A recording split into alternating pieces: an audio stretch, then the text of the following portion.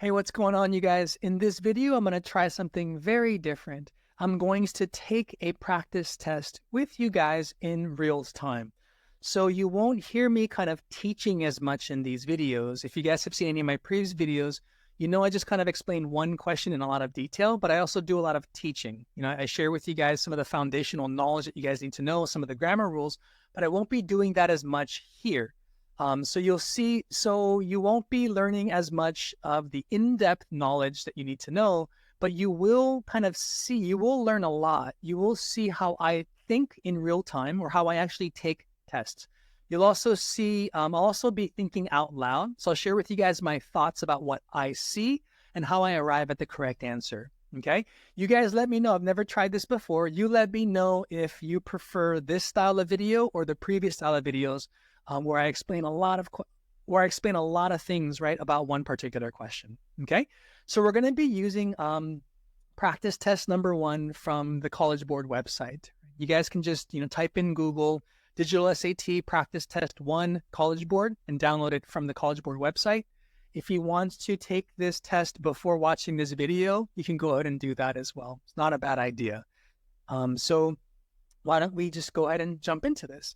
So the first thing that I want to let you guys know is how I actually take this test, right? So from a sort of high level strategy perspective, I don't answer the questions in order, right? So I don't start with question number 1 and then go to question number, in this case, question number 33. On the actual test, question number 27, right? Instead, what I like to do is I start with the writing questions first.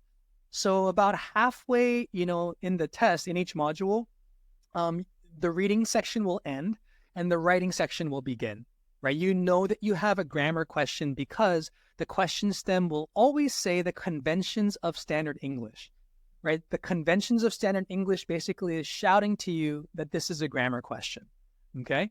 If you look at question number 18, right, we don't see that. We have a reading comprehension question, right, that asks you to most logically complete the text, right? So we know that the reading section ends at question number 18 and the grammar section, the writing section begins at 19. So I like to start with question number 19, okay? And my reasoning behind this is it's the writing section is easier than the reading section, subjectively speaking.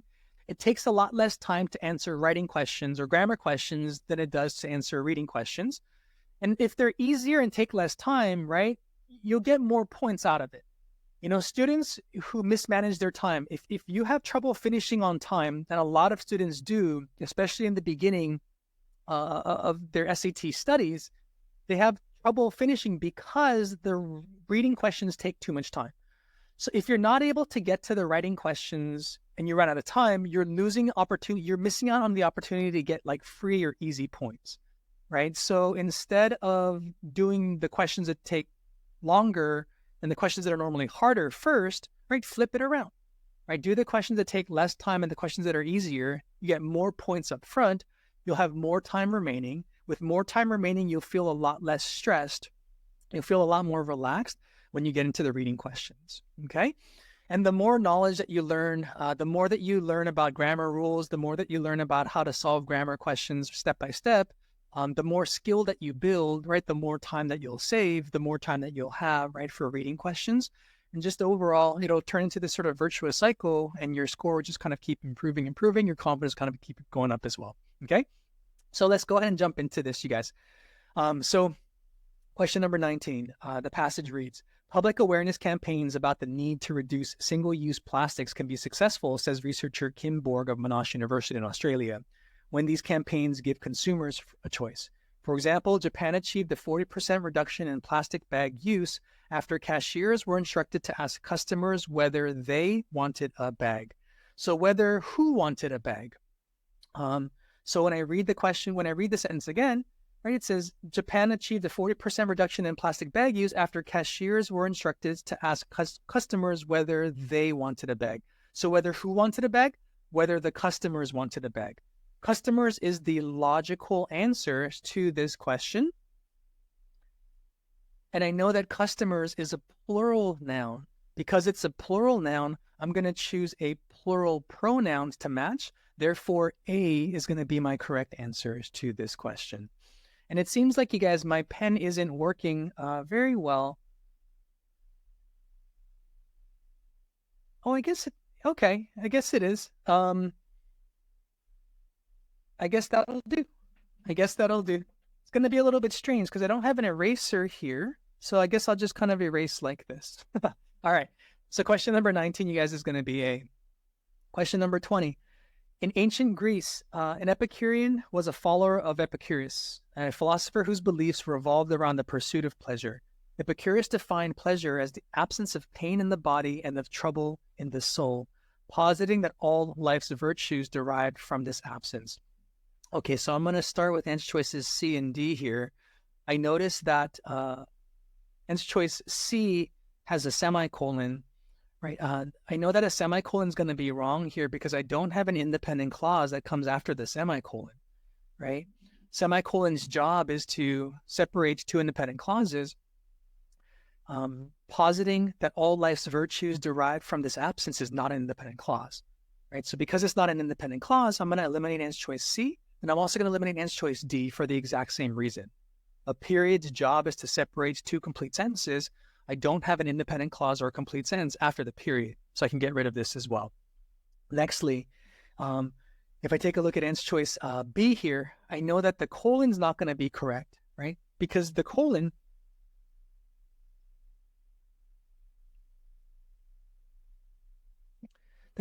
job is the information after the colon has to clarify or explain the information that came before the colon, right? But in this case, positing that all life's virtues derived from this absence, that is not clarifying what came before the colon. Instead, this phrase, positing that all life's virtues derived from this absence, simply kind of builds on or expands, right, on the previous information. So unless the information after the colon kind of clarifies or hits back on what was previously said, you can't use a colon, right? So this is why B is going to be incorrect and A is going to be the correct answer. One thing to note here is SAT likes to use this type of sentence structure because a lot of students aren't familiar with it, right? So this independent clause, comma, ing phrase, right? It is grammatically correct, and this ing phrase after an independent clause just kind of builds on the independent clause by just adding additional information. Okay. If you have a colon, let me remind you guys, if you have a colon, the information after the colon has to refer back to, it has to clarify what was previously mentioned. So let me give you guys a very simple example of this. I'm doing teaching. I can't help it. I'm a teacher. If I say, I have one place in the world that I really want to visit, then I put a colon and then I say Korea, right? So that would be the proper use of a colon, right? Because Korea refers back to, it hits back on what was previously mentioned. It clarifies that one place, right, that I want to visit. But in this case, like I said, positing that all life's virtues derived from this absence does not refer back to anything that was mentioned previously, So this is why you want to get rid of, you don't want to use the colon here, okay? Number 22. Number 21.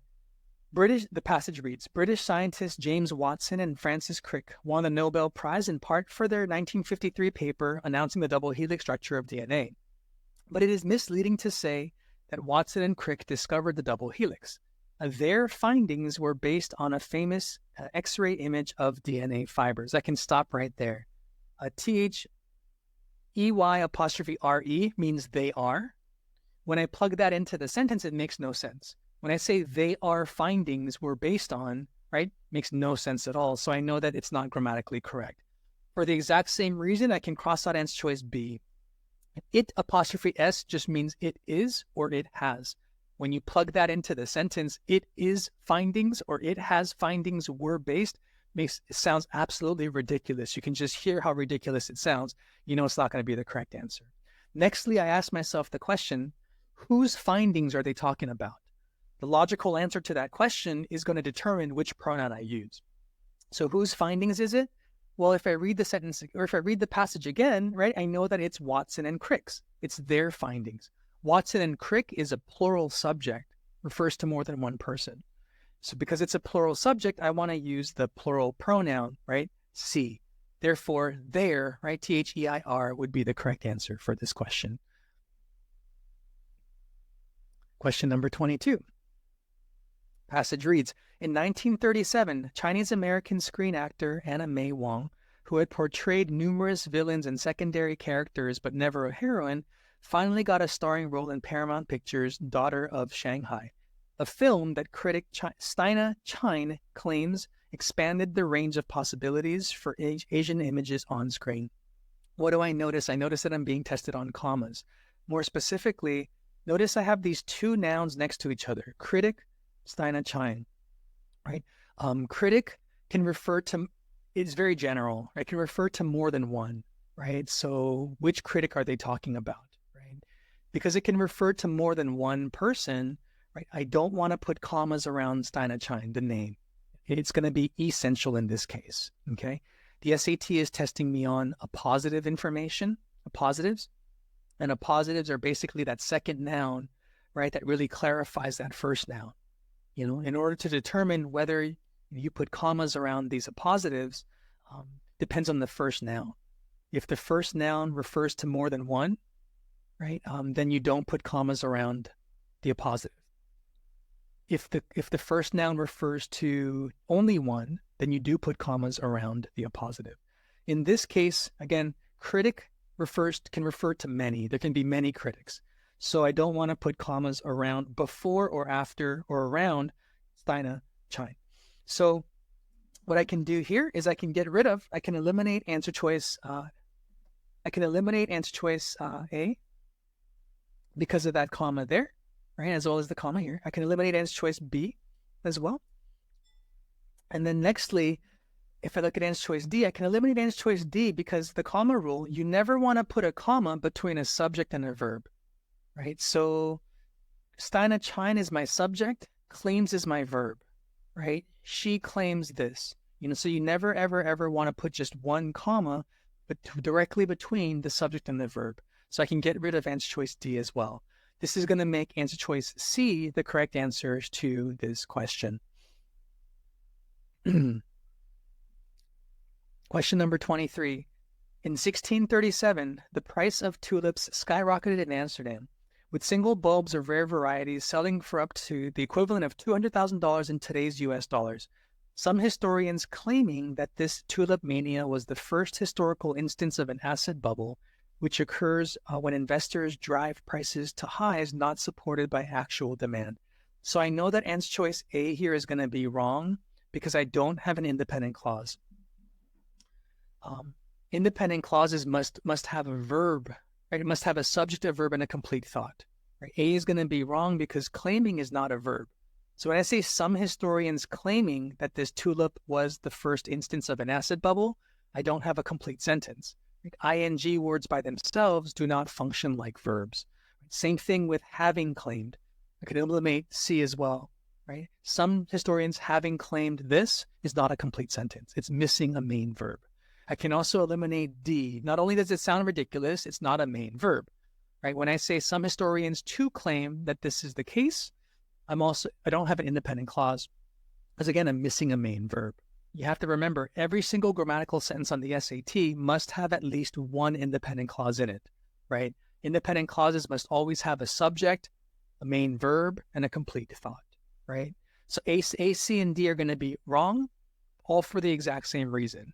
They're what are called sentence fragments, incomplete sentences. The correct answer is going to be B here because it's the only one that creates a verb, right? It's the only one. So now when you say some historians claim that this tulip mania was the first historical instance of an asset bubble, that is going to be your independent clause, right? So now we have an independent clause in the sentence, so the sentence is grammatically correct, okay? One little tip here, you guys. When you notice answer choices that have like this to verb, to claim, or this ing, like claiming, then you want to think about sentence structure, right? Because the SAT isn't just testing you on verbs there, they're actually testing you on sentence structure. So to make sure that you have a grammatical sentence, right, that the sentence structure is correct. Question number 24.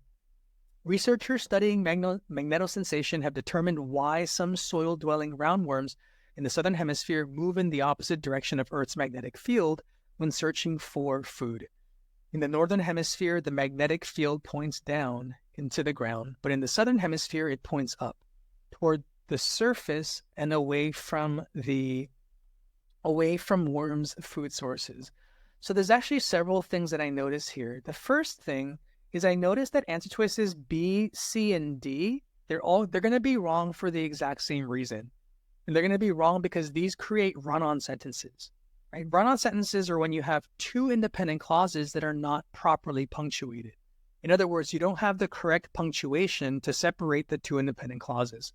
Right? So here, I notice my first independent clause is researchers have determined all the ways to when searching for food. That's going to be my first independent clause. Researchers is my subject, have determined is my verb. Researchers have determined all of this to the end when searching for food. That's going to be my complete thought. But I also notice here a second independent clause. The magnetic field points down, right, is a complete sentence. The magnetic field is a subject, points is a verb, right? The magnetic field points down is a complete sentence. So here, right, if you look at answer choice B, for example, the only thing that's separating these two independent clauses is a comma and then these words like in the northern hemisphere, right? That's going to create a sentence structure error called a run-on sentence, right? So you know that that's going to be incorrect. And for the exact same reason, C and D are going to be wrong. When you say researchers have determined why soil-dwelling roundworms in the southern hemisphere move in the opposite direction of Earth's magnetic field when searching for food while in the northern hemisphere, that your independent clause is going to end right here now, right? But then now you only have just this comma that separates that independent clause from this one that we just looked at, right? The magnetic field points down. So we have the same issue, the same run-on sentence, but it's just in a different place. Answer choice D does the same thing, right? Researchers studying magnetosensation had determined why some soil-dwelling roundworms in the southern hemisphere move in the opposite direction of Earth's magnetic field when searching for food in the northern hemisphere. Same thing, right? We just have this comma here that separates that independent clause from this one here that we just looked at, right? So B, C, and D are all going to be wrong, right? So A would be the correct answer for this question. First thing to notice. Second thing is, like we just mentioned in the earlier part of this video, the information after a colon, when we have a colon here, right, the information after the colon has to explain what was previously talked about, right? So the information after the colon has to refer back to what was previously mentioned in a way that kind of clarifies or explains it, right? And here it does do that, you know? So when it says in the northern hemisphere, the magnetic field points down, right? But in the southern hemisphere, it points up. So it's kind of pointing in opposite directions, right? The north, it should be pointing up, but it's pointing down, you know? And so this information after the colon here does clarify what came before the colon. What was the point before the colon? It says that the roundworms move in opposite direction of the magnetic field, right? That's where we have that specific clarification here, right? Therefore, the colon is used correctly, right? A would be your correct answer for this question. Question number 25. Scientists believe that unlike most other species of barnacle, turtle barnacles, CT, don't pronounce words that are difficult to pronounce. The SAT does that on purpose to try to trick you or distract you. Don't get distracted. Right? Just do what I did. As long as you know that just means turtle barnacles, right? It's just a scientific name for the animal. That's enough. It says turtle barnacles can dissolve the cement-like secretions they use to attach it to a sea turtle shell, enabling the barnacles to move short distances across the shell's surface. So to attach what, right, to a sea turtle shell? So I want to find the logical answer to that question. When I read the passage again, and I'm trying to understand, right, the logical answer, I know that it's referring to the turtle barnacles, right? The turtle barnacles can dissolve the cement-like secretions they use to attach the turtle barnacles. They're attaching themselves to a sea turtle shell. That's the logical answer to the question, right? I know that turtle barnacles is a plural subject, right? So I know that I want to use a plural pronoun. So I can get rid of answer choice A and I can get rid of answer choice D. Cross those out, right? Nextly, I know the correct answer is going to be B, themselves, because themselves is referring to the turtle barnacles, right? Turtle barnacles attach themselves to a turtle shell, right?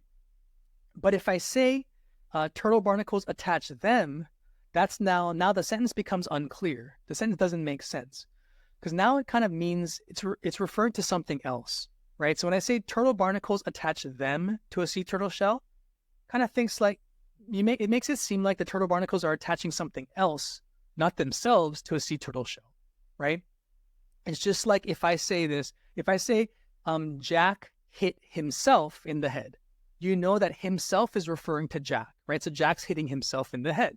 But if I say Jack hit him in the head, naturally now you're thinking Jack's hitting somebody else, right? So that's where it's the same thing that happens. It's happening here as well. So the logical you're going to, depending on the meaning of the passage, right? Your job is to choose a logical answer. Here, it only makes sense to say that it's going to be themselves that the turtles are attaching, right? So this is why B is going to be the correct answer, right? B is going to be the correct answers to this question, okay? Number 26, the classic children's board game Chutes and Ladders is a version of an ancient Nepalese game, PS, right? It's too hard to pronounce. Don't have an ego on this test. In both games, players encounter good or bad spaces while traveling along a path. Landing on one of the good spaces allows a player to skip ahead and arrive closer to the end goal. So here, what allows? I'm looking for the subject of this verb, right?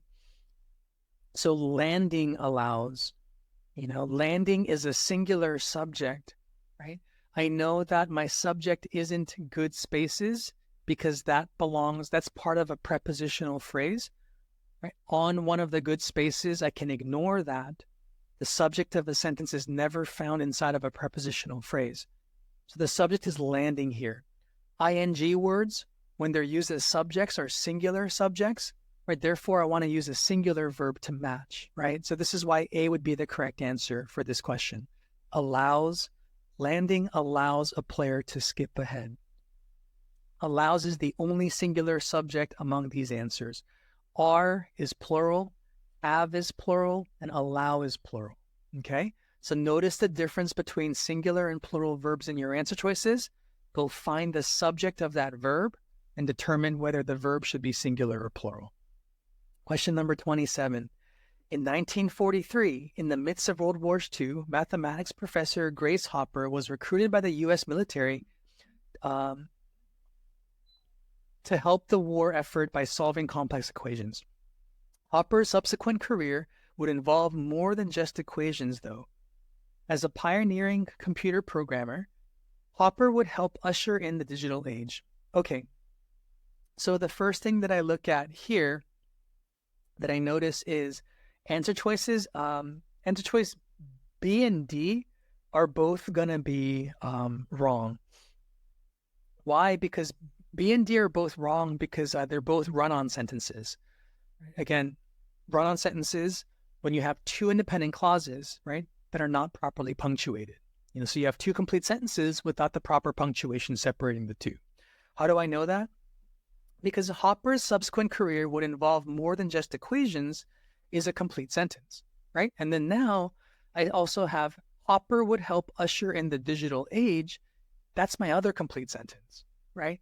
The only thing that's separating these two complete sentences, if you look at answer choice D here, is though as a pioneering computer programmer, and then this comma.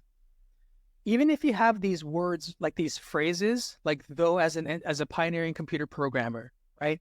If you have those types of words and just commas, if those are the only things that are separating two complete sentences, it's still not grammatically correct, right? It still creates a run-on sentence, right? So you want to avoid choosing answers like that.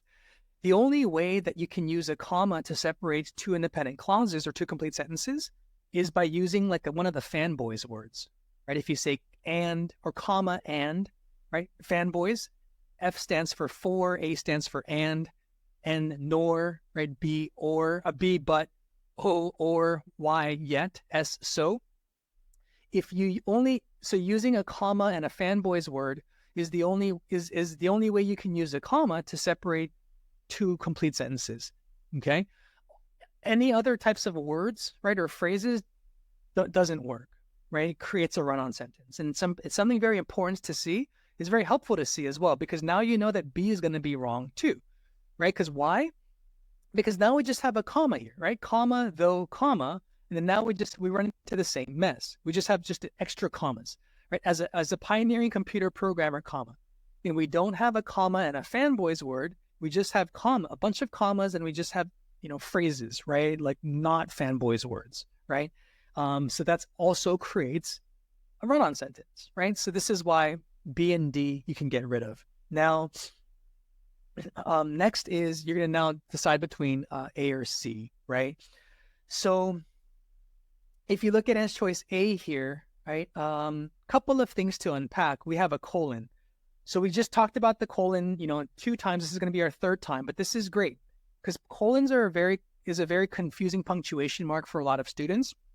So just hearing me talk about the colon rules again and again and again, and you guys seeing the colon rules used again and again and again, can really help you guys learn it, right, much better. So remember, the information after the colon, what does it have to do? It has to explain or clarify what came before the colon, okay? So what was talked about before the colon? Well, what was talked about before the colon is that Hopper's career would involve more than just equations, right? So, yeah, he was a mathematician, right? And the sentence before the colon just says that his career would involve more than just equations. Now, the information after the colon, doesn't that kind of explain what else his career would involve, right? Doesn't the information after the colon clarify, right, the information before the colon? Can you guys see that?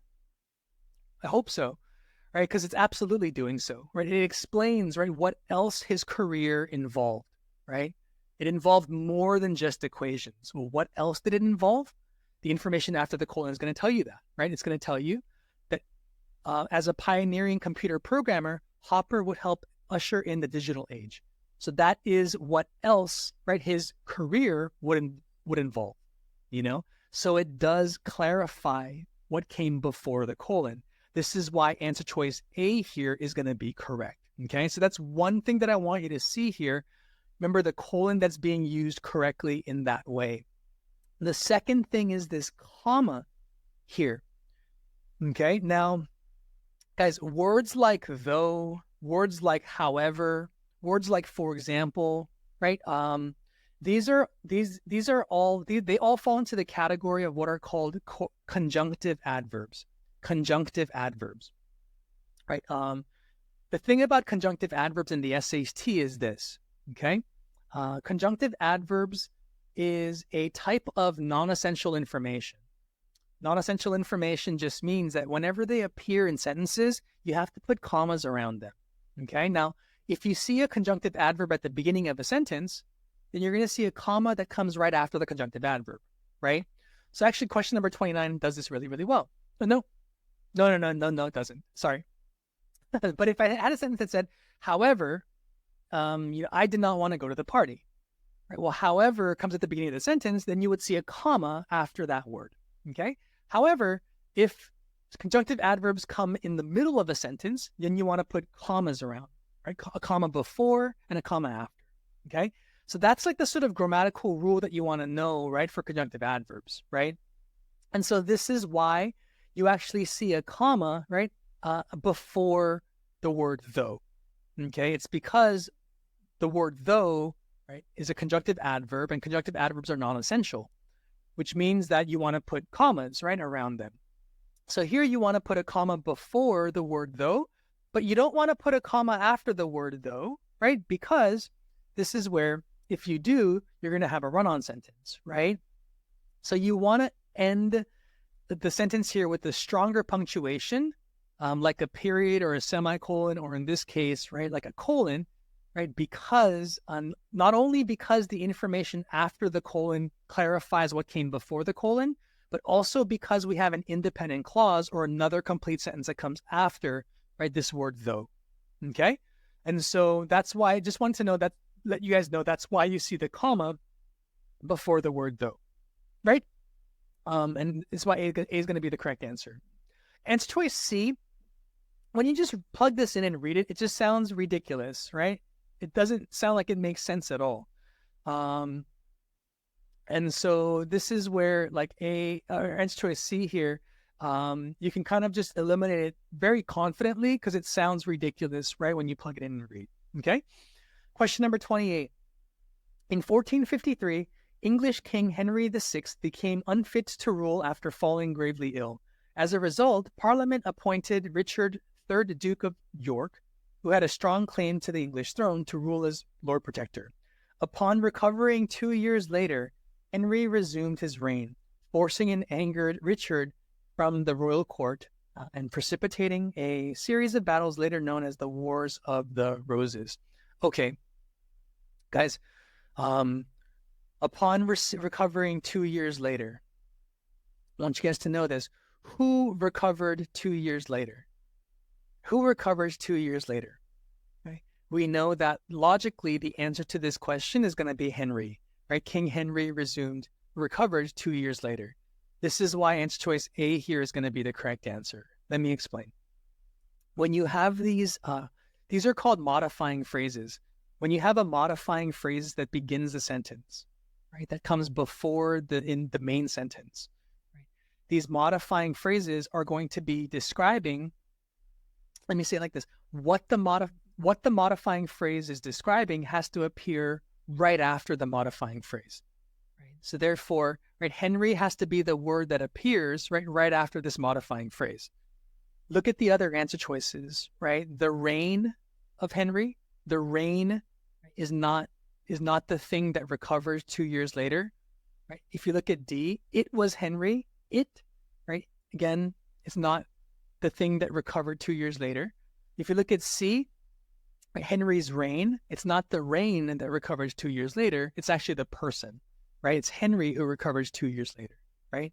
So when you have modifying phrases like this, all you have to do is just read the sentence and ask yourself logically, right, who or what, right, modifying phrase, right? So in this case, right, who recovered 2 years later, right? So you know that it's going to be the person, Henry, right? Therefore, right, choose A, because that's the noun that appears at the beginning of the answer choice.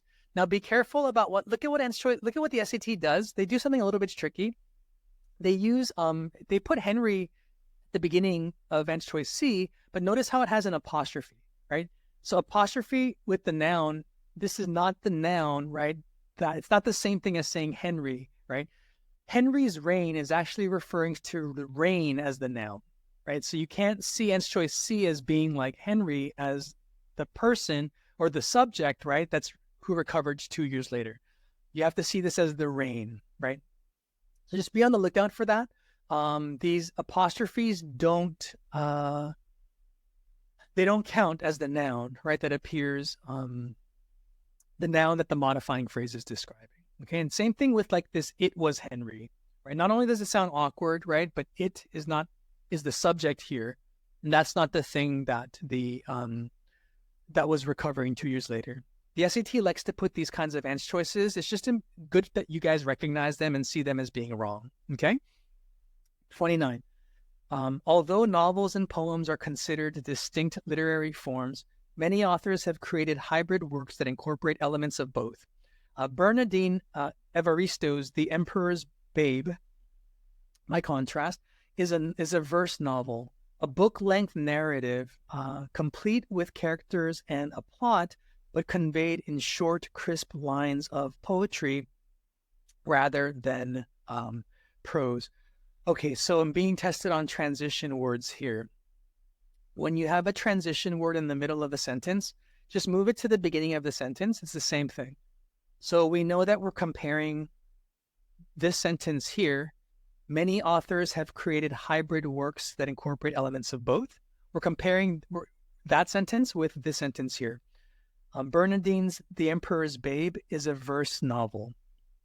A book-length narrative complete with characters and a plot, but conveyed in short, crisp lines of poetry rather than prose.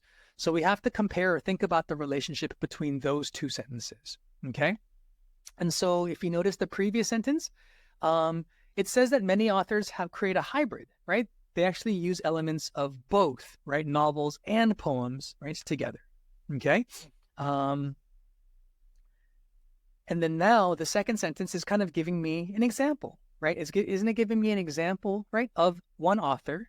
So many authors, for example, which author? Bernardine Evaristo, right? Also, I know that it says, the second sentence says it's a verse novel.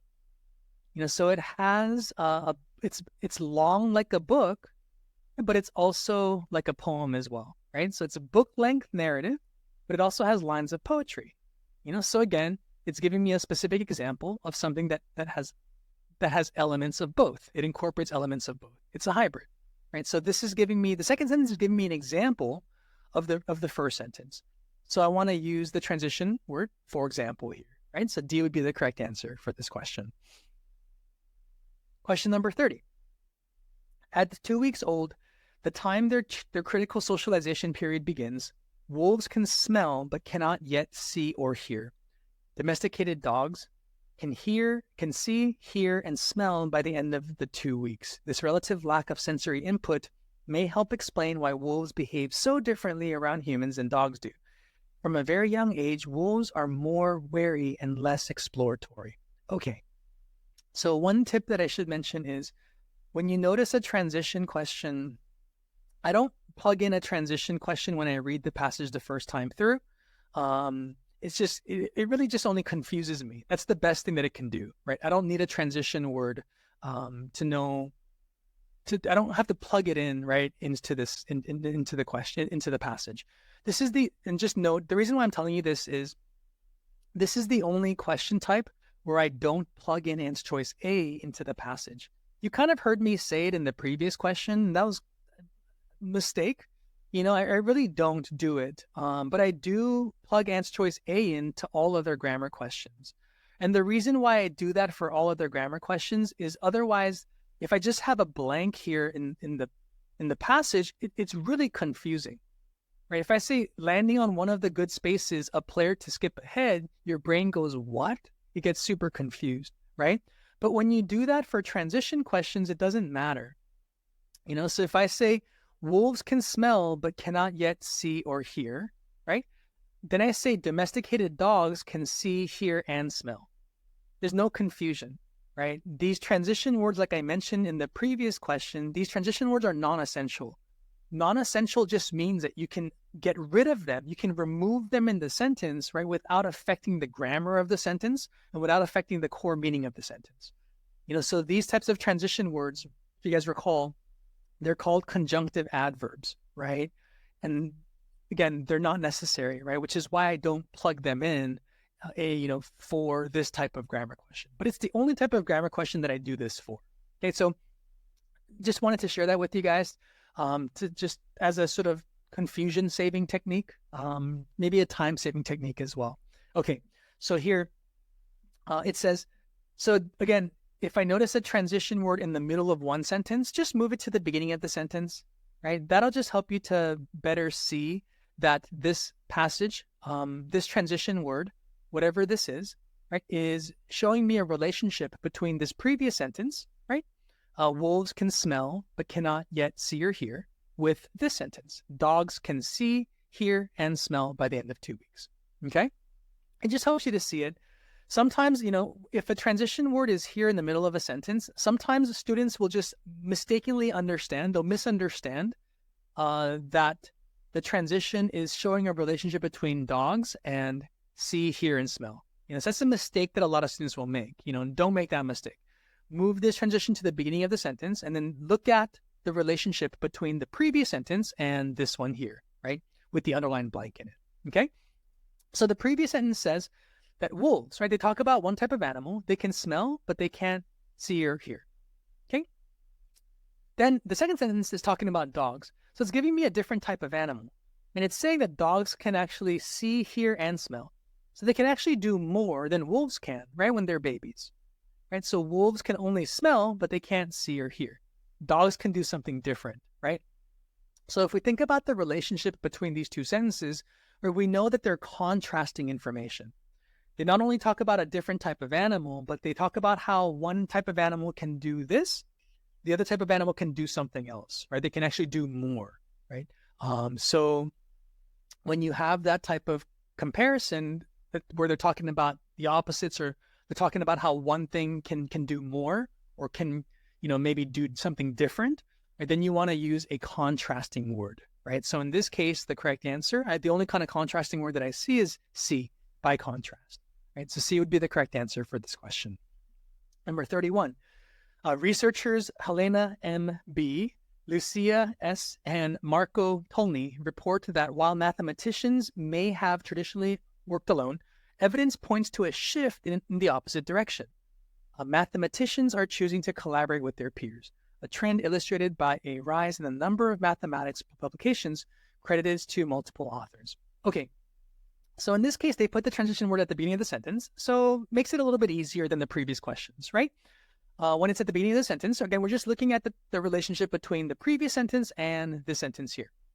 Now, one of the mistakes that students make for transition questions is that they make these transition questions a lot harder than they need to be. So, these sentences are long, right? But you don't have to pay attention to everything that's said in the sentence, okay? What you want to pay attention to when you're trying to look at the relationship between two sentences is you're trying to pay attention to the meaning of the independent clauses, right? So this is where being able to understand grammar, reading for grammar becomes really, really important, okay?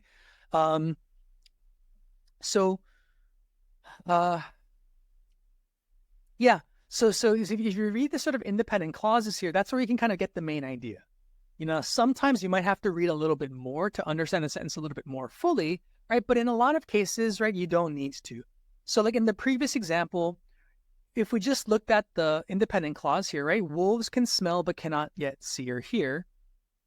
That was enough, right, for us to understand, right, the relationship between that sentence and this sentence here. If we just look at the independent clause. So we didn't need to know, right, at 2 weeks old, the time their critical socialization period begins, right? These are unnecessary in this example, okay? So you can start by looking at the independent clauses and kind of seeing if you can capture or understand the relationship between them, and see if there's a transition word that captures the relationship accurately as a starting point. Right. If you need to use extra parts of the sentence, then go ahead and do so. It just kind of depends sentence by sentence.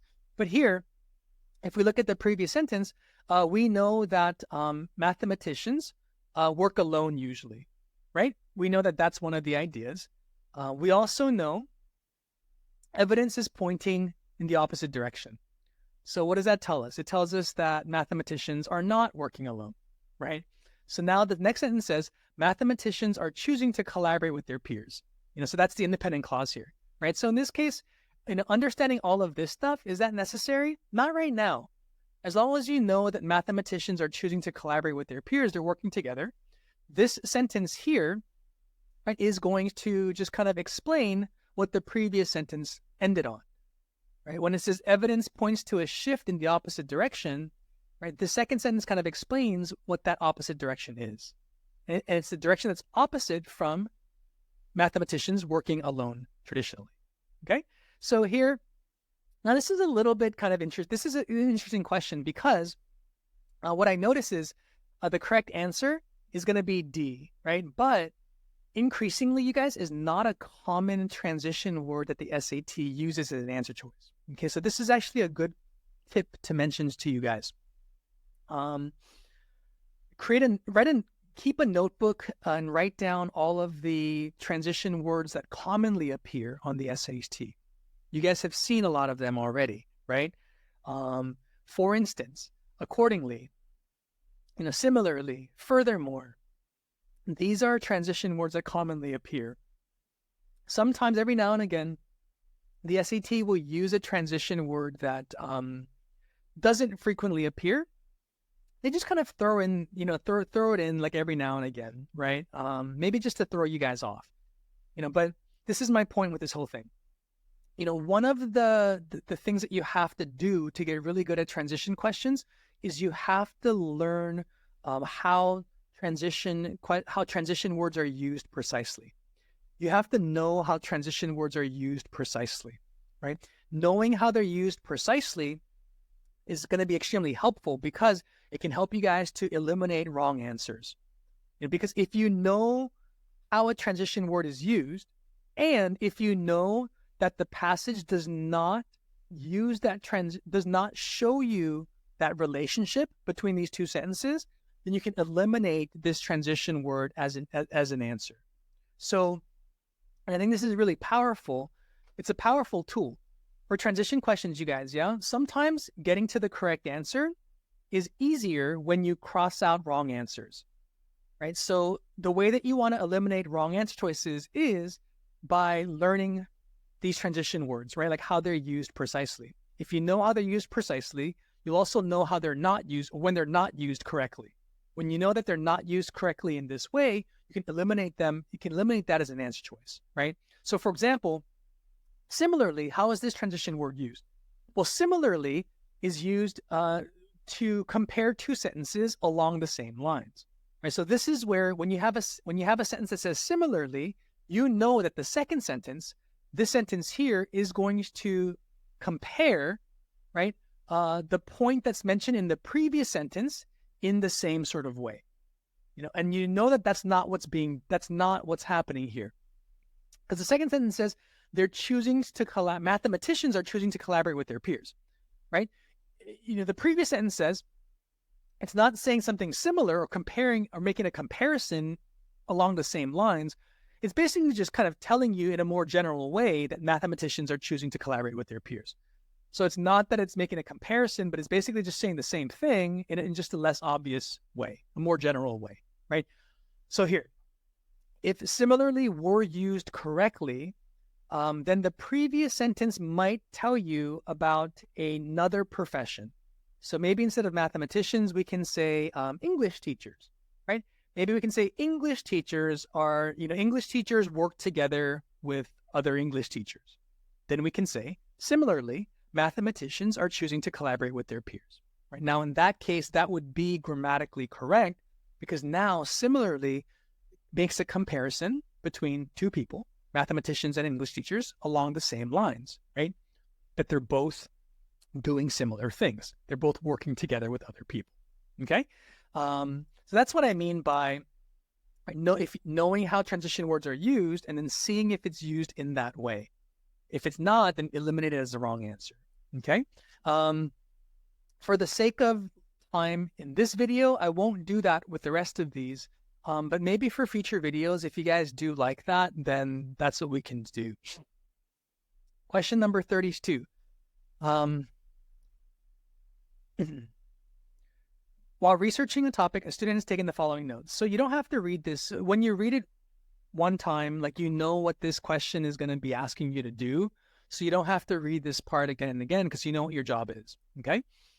In fact, for the grammar questions, I don't read the question. You guys never hear me reading the question stem, right? Because the question stem is not very helpful at all. For the reading comprehension questions, they are helpful because each question is kind of different and specific. But for the grammar questions, no. There's basically just three general types of questions. One type, for the transition questions, they'll say, which choice completes the text with the most logical transition? The other type is going to be this one here we just looked at, right? And you can tell based off of just how this question looks, right, what your job is. But this question will say, hey, which choice uses the notes? Which choice most effectively uses relevant information from the notes to accomplish this goal, or some version of that? But your job is basically just to choose an answer choice that achieves the goal. The goal is what the student wants to do, right? I'll talk about that in just a second. But that's your second type of question. And the third type of question we looked at earlier, right? It's going to be the conforms to the conventions of standard English, right? That type of language, right, is your third type of question, okay? So no need to read the questions. No need to, reread it. You know what your job is, right? Reading it and understanding it once is going to be important. It's all you're going to need to do. So for this question here, it says, so P, right? Pterosaurus were flying reptiles that existed millions of years ago. Okay, so it just kind of tells us a fact about them, right? What they were. In a 2021 study, ACT This person analyzed fragments of this dinosaur or this animal jaw bones located in the Sahara Desert. It tells us about a little study that was done, how it was conducted.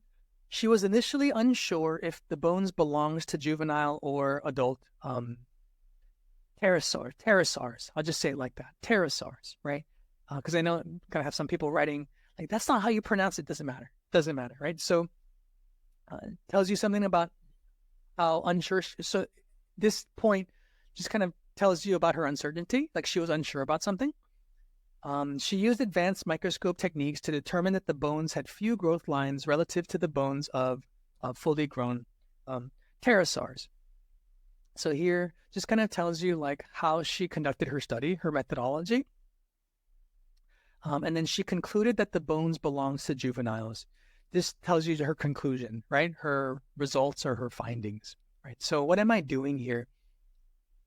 When I just read the notes, you guys, I'm just trying to get a general idea of what each note is talking about. Nothing, you notice it doesn't take me a long time to do it. I just kind of make a little note to myself, right? Oh, okay, it's just telling me about what type of animal this is.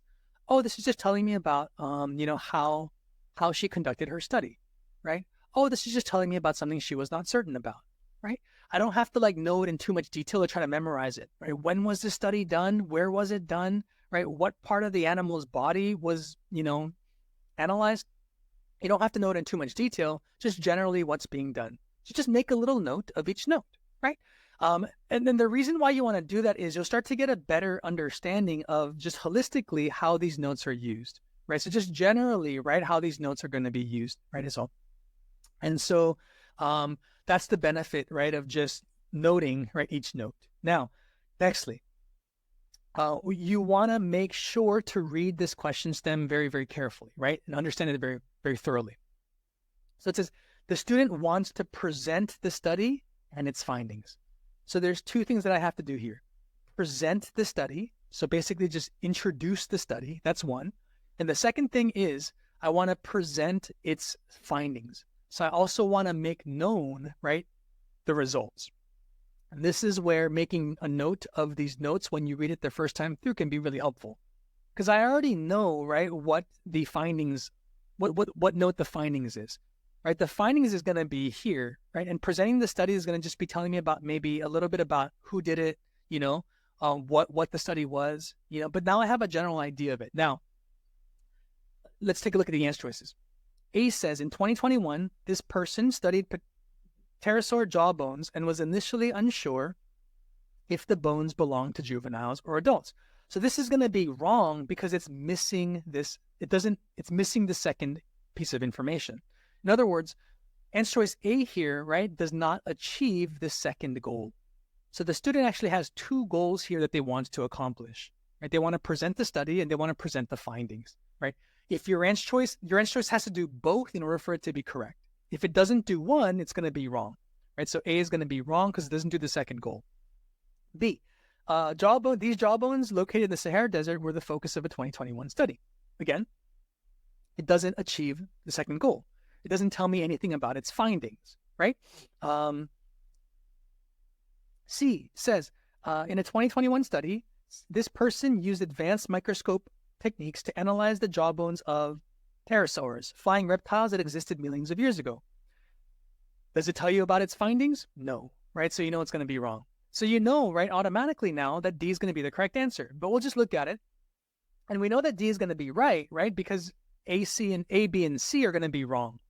And they're going to be wrong because it doesn't do what the student wants to do, right? The student wants to achieve both goals. This is why it's extremely important to read the question stem really carefully and understand exactly what the student wants. So what's the student's goal? Make sure, again, the correct answer, right, achieves both of those goals. Here, if you look at D, it says in 2021 study, this person determined that the jaw bones located in the Sahara Desert had a few growth lines relative to the bones of fully grown pterosaurs and thus belongs to juveniles. So we know that we know what the findings are, right? What are the findings? It belongs to juveniles, right? That's going to be this note here, right, that we looked at, the last note there. And also it presents the studies, right? It tells us here, it gives us some background information about the study, right? We know more about the study now. We know that when it was conducted, 2021, we know who conducted it, and we know just generally, right, what it was, what the study was about. Is that so? It was really looking at the jawbones, right, of these animals. So D would be the correct answer, right, to this question. Okay. Question number 33. So I'll first time going over these questions take a little bit of time, right? They take a little bit of explaining to do. But now for this question and for future questions, I won't spend as much time explaining or teaching these. So number 33, it says, African-American women played prominent roles in the civil rights movement, including at the famous 1963 March on Washington. So this kind of tells us that these African-American women were important players in the civil rights movement. Civil rights activist Anna Hedgeman, one of the march's organizers, was a pivotal advisor who had worked for President Truman. So it introduces one of the women, right? And that's it. Gives us a little bit of information about her. Make a note of the note. Civil rights activist Daisy Bates was a well-known journalist and advocate for school desegregation. Tells me another one of these women. Good. Next, Hedgeman worked behind the scenes to make sure a woman was included in the lineup of speakers at the march.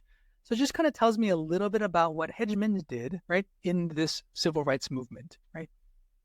And then Bates was the sole woman to speak, delivering a brief but memorable address to the cheering crowd. So this gives me a little bit of detail, a little bit of information about Daisy Bates and what she did in the civil rights movement, what her role was specifically. Okay. So the question now asks, the student wants to compare the two women's contributions to the March on Washington. So again, try to rephrase this if you need to. So what are you looking for? I need to make sure that the correct answer compares what the two women did, right? What kind of thing did they contribute, right? How did they help out at this march on Washington, right? So I kind of know what the proper notes are going to be, because I kind of made note of it, right, the first time through. But it's okay if you don't, right? Because working through each of the answer choices step by step, you'll be able to arrive at the correct answer. Okay, so A says Hedgeman and Bates contributed to the march in different ways. Bates, for example, delivered a brief but memorable address. Okay, so it does tell us that, it does kind of compare them, and it does kind of tell us what Bates did, right? Am I going to choose this answer immediately? No, but it's not bad. I can't find any reasons to eliminate it just yet, right? I have an idea or a sense of why this might be wrong, but I'm not going to just eliminate it without checking the other answer choices. So this one I'm just going to kind of leave alone, right? So this is a little bit different, you guys. If you're not sure whether the answer is correct or not correct, right, then just leave it alone. Sometimes what the SAT does for this question, this is a good thing to point out, is sometimes the SAT will create an answer choice that looks pretty good, but a later answer choice is going to look even better. Okay, so when you read an answer choice and you think it's the correct answer, don't just immediately choose it, right? Read the other answer choices first, right, for these particular questions, because sometimes you might see an answer choice that comes later, like C or D, but that's better, right? It achieves the goal in a better way or a more effective way at achieving the goal than an earlier answer choice does. Just be mindful of that, okay? So B says, Hedgeman worked in politics and helped organize the march, while Bates was a journalist and school desegregation advocate. Okay, so this is going to be wrong for sure, right? Why? Because it doesn't tell me anything about how they contributed to the march on Washington, right?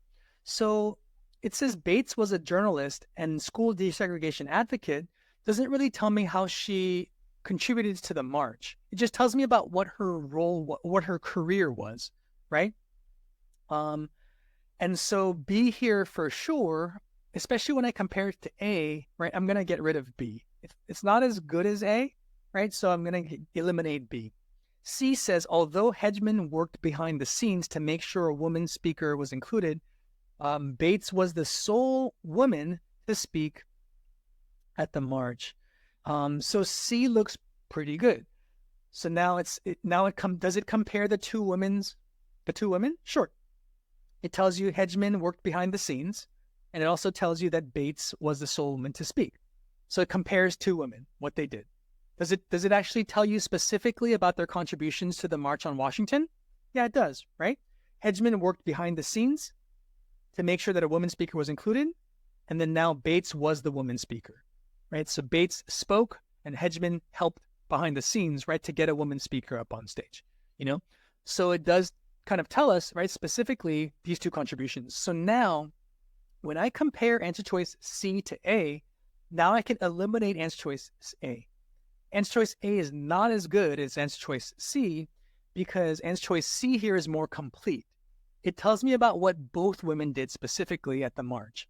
Notice now how answer choice A, you guys, is missing information about what Hedgeman did at the march. It only tells us specifically about what Bates did, but doesn't tell us anything about what Hedgeman did, right? So this is where when you compare answer choices, C is better than A, so get rid of A.